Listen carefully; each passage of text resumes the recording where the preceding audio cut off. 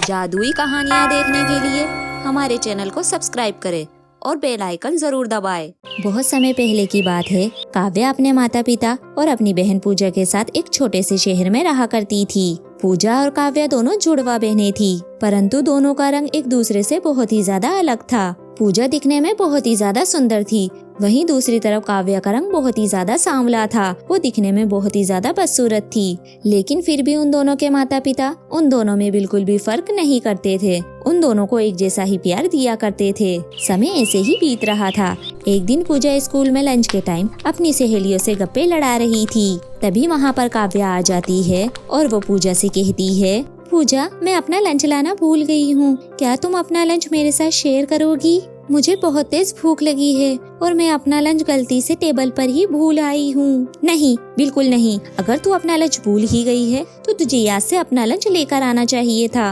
अरे इन दोनों को देखो, इन दोनों को देखकर तो लगता ही नहीं है कि ये दोनों बहनें हैं। एक धूप लगती है तो दूसरी छांव लगती है। हाँ यार, तो कह तो बिल्कुल सही रही है। ये दोनों बहनें बिल्कुल भी नहीं मिलती है। ये एक दूसरे से कितनी ही ज्यादा अलग है। देखा तूने, तेरी वजह से मेरी सहेलियां मेरा कितना मजाक उड़ा रही है। इसीलिए मैं तुझसे कहती हूँ कि मुझसे दूर रहा कर और मेरी क्लास में मत आया कर, लेकिन तुझे मेरी बात बिल्कुल भी समझ नहीं आती है। चल अब जा यहाँ से, मेरा मूड खराब मत कर। बेचारी काव्या अपनी बहन से कुछ नहीं कहती है और वो अपनी क्लास में चली जाती है। फिर जब दोनों बहनें घर आती है तो पूजा अपनी माँ के पास जाती है और वो अपनी माँ से कहती है, माँ, आप काव्या को समझा लो कि वो मुझसे दूर रहा करे। इसकी वजह से लोग मेरा मजाक उड़ाते हैं, जो मुझे बिल्कुल भी अच्छा नहीं लगता है। ऐसा नहीं कहते पूजा बेटा, काव्या तुम्हारी बहन है। अगर उसे कोई कुछ कहता है तो तुम्हें उन्हें डांट कर काव्या का साथ देना चाहिए। उसके लिए तुम्हें खड़ा होना चाहिए। अपनी माँ की बात सुनकर पूजा को और भी ज्यादा गुस्सा आता है और वो गुस्से में अपने कमरे में चली जाती है। वो दिन भी इसी तरीके से बीत जाता है। फिर एक दिन उन दोनों की माँ उन दोनों बहनों को अपने पास बुलाती है और उन दोनों से कहती है, अच्छा तुम दोनों बहनें सुनो, कल नीता आंटी के बेटे का बर्थडे है और तुम दोनों बहनों को जाना है। उससे पहले तुम दोनों बहनों को उसके लिए गिफ्ट लाना ही पड़ेगा, तो उसके लिए तुम दोनों बहनें जाकर बाजार से गिफ्ट लेकर आ जाओ। और हाँ, गिफ्ट लेने के लिए तुम दोनों बहनें साथ में ही जाना। माँ, अगर गिफ्ट ही लाना है तो मैं अकेले ही जा सकती हूँ। इस काली कलौटी को साथ में जाने की क्या ही जरूरत है? मैंने तुम्हें कितनी बार समझाया है पूजा, अपनी बहन के बारे में तुम ऐसा मत कहा करो, लेकिन तुम्हें मेरी बात बिल्कुल भी समझ में नहीं आती है। माँ, जो सच है मैं वही कह रही हूँ। इसके साथ ना तो मैं गिफ्ट लेने के लिए जाऊंगी और ना ही बर्थडे पार्टी में जाऊंगी। अगर ऐसा ही है तो आज से तुम्हारी पॉकेट मनी बंद। मैं आज से तुम्हें कोई भी पॉकेट मनी नहीं दूंगी। अगर तुम्हें पॉकेट मनी चाहिए तो तुम्हें कल बर्थडे पार्टी में भी जाना होगा और आज गिफ्ट लेने के लिए भी तुम्हें जाना ही होगा। पूजा अपनी माँ की बात मान लेती है और गिफ्ट लेने के लिए दोनों बहनें बाजार के लिए निकल जाती है। घर से निकलने के बाद पूजा अपनी बहन से कहती है, देख सुन, मैं पहले ही बता रही हूँ, मुझसे तू थोड़ी दूर ही चलना, मेरे पीछे पीछे ही रहना। मेरे साथ चलने की कोई जरूरत नहीं है, वरना तेरी वजह से फिर से कोई मेरा मजाक उड़ा देगा। मैं नहीं चाहती हर बार की तरह तेरी वजह से मेरा कोई मजाक उड़ाए या मेरी कोई बेइज्जती करे। काव्या अपनी बहन की बात मान लेती है और वो उसके पीछे पीछे चलने लगती है। वो दोनों गिफ्ट की शॉप पर जा ही रही होती है, तभी रास्ते में उन दोनों को बूढ़ी औरत मिलती है और वो पूजा से कहती है, बेटी, मुझे मेरे बेटे ने घर से बाहर निकाल दिया है और मैं 4 दिन से ऐसे ही सड़क पर भटक रही हूँ और मुझे बहुत तेज भूख भी लगी है। क्या तुम मुझे खाने को कुछ दे सकती हो? एक तो पहले से ही मेरा मूड खराब है और तुम जैसे भिखारी आकर मेरे सर पर ही चढ़ जाते हो। पता नहीं सरकार तुम जैसे लोगों पर बैन क्यों नहीं लगा देती। बेटा, तुम ऐसी बातें क्यों कर रही हो? मुझे तो बस थोड़ा सा खाना ही तो चाहिए। मैंने तुम्हें कहा, तुम्हें एक बार में समझ नहीं आया क्या? हटो मेरे रास्ते से।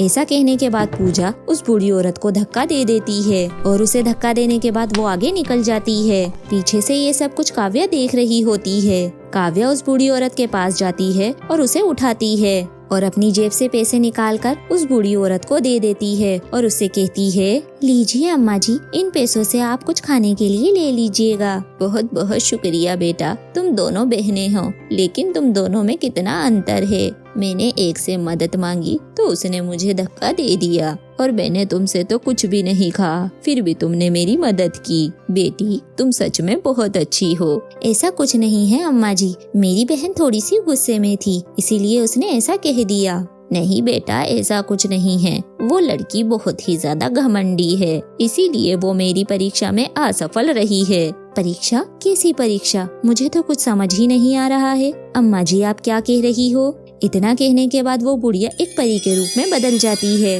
मैं एक परी हूँ और कुछ दिनों से मैं इस पृथ्वी लोक पर घूम रही हूँ और कई लोगों की मैं परीक्षा ले रही हूँ। मैं बस यही देख रही हूँ कि लोगों में दया की भावना बची है या नहीं। लेकिन मैं अभी तक जिन लोगों से मिली सभी के सभी बहुत ही ज्यादा घमंडी है, लालची है। किसी ने भी मेरी मदद करने के बारे में बिल्कुल भी नहीं सोचा। लेकिन आज मुझे तुम जैसी नेक और अच्छी लड़की मिली। मैं आज बहुत ही ज्यादा खुश हूँ। इसीलिए मैं तुम्हें उपहार के रूप में कुछ सोने के सिक्के देना चाहती हूँ। आप मदद के बदले मेरी मदद करना चाहती है, ये जानकर मुझे बहुत ही ज्यादा अच्छा लगा। लेकिन मैं आपसे ये पैसे नहीं ले सकती। काव्या, तुम मेरी अपेक्षा से भी ज्यादा अच्छी हो। चलो काव्या, तुम मेरे साथ चलो, मैं तुम्हें कुछ अनमोल देना चाहती हूँ। इतना कहने के बाद परी काव्या को अपने साथ ले जाती है और वो एक सुंदर से जंगल में चली जाती है, जहाँ पर एक बहुत ही सुंदर और विशाल कुआं होता है। उस कुएं की तरफ इशारा करते हुए परी कहती है, काव्या, ये जो तुम कुआं देख रही हो,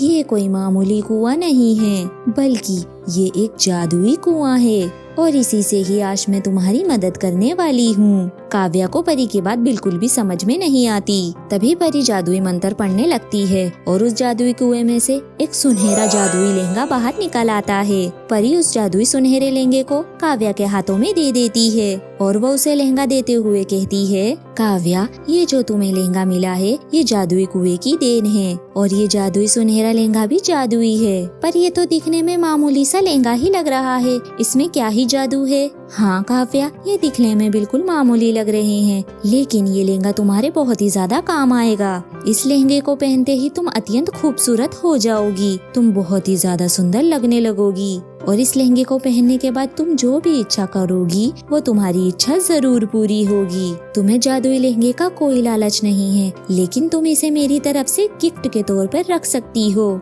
इस बार काव्या परी की बात नहीं टालती और वो उस सुनहरे जादुई लहंगे को अपने पास रख लेती है और वो उस जादुई सुनहरे लहंगे को पहन लेती है। काव्या उस जादुई सुनहरे लहंगे को पहनने के बाद बहुत ही ज्यादा सुंदर लगने लगती है और परी जादुई लहंगा देने के बाद वहाँ से चली जाती है। काव्या को अब समझ नहीं आ रहा था कि अब वो घर कैसे जाएगी, क्योंकि वो उस जंगल में पहली बार आई थी। अरे, परी जी तो यहाँ से गायब हो गई है और उन्होंने मुझे बताया ही नहीं कि आखिर मैं घर कैसे जाऊंगी। अब मैं क्या करूं, मेरे तो कुछ समझ ही नहीं आ रहा है और इस जंगल में तो मैं पहली बार ही आई हूँ। मुझे तो यहाँ से निकलने का रास्ता भी नहीं पता। ये सब सोचने के बाद काव्या चिंता में पड़ जाती है। तभी उसे याद आता है कि उसके पास तो जादुई सुनहरा लहंगा है और वो जादुई सुनहरे लहंगे से कहती है, काश मैं यहाँ से निकल जाऊं और अपने घर पहुँच जाऊं। इतना कहने के बाद जादुई सुनहरा लहंगा एक कालीन प्रकट करता है। काव्या उस कालीन पर बैठकर जंगल से बाहर आ जाती है और वो जादुई कालीन काव्या को उसके घर तक भी पहुँचा देता है। पूजा और उसकी माँ घर के बाहर ही खड़ी होती है। जब वो काव्या को उड़ते हुए आते हुए देखती है तो दोनों हैरान हो जाती है और उन दोनों की हैरानी तब और भी बढ़ जाती है जब वो सामने से देखती है। अरे काव्या, ये सच में तू है क्या? मुझे तो यकीन ही नहीं हो रहा। मेरी बेटी इतनी बदल गई है और इतनी सुंदर लग रही है। काव्या अपनी माँ को सारी बात बताती है। काव्या अपने जादुई सुनहरे लहंगे की मदद से बहुत ज्यादा खुश थी। अब वो जादुई सुनहरे लहंगे की मदद से अपनी जिंदगी हंसी खुशी से जी रही थी।